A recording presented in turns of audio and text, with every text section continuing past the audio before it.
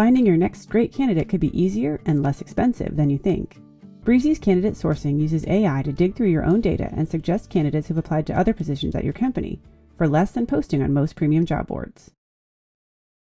Candidate sourcing looks across positions in your Breezy account at candidates who aren't already in a hired stage. It uses your custom criteria to compare their qualifications and experience to a current job description.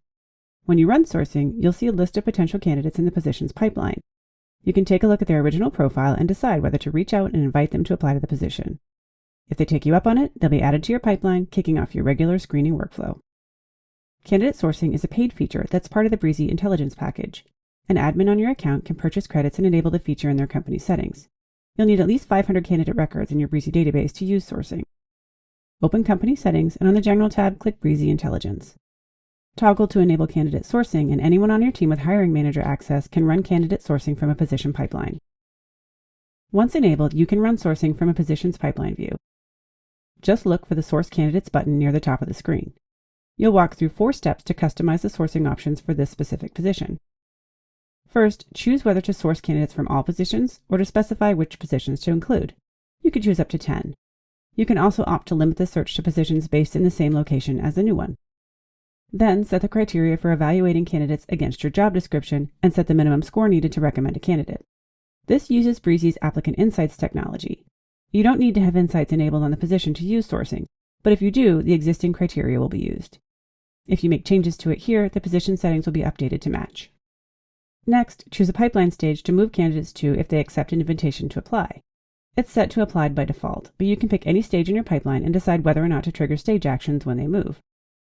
And for the last step, it's time to customize the email that goes out when a hiring manager invites candidates to apply. You can write it all up from scratch or use Help Me Write to generate a message.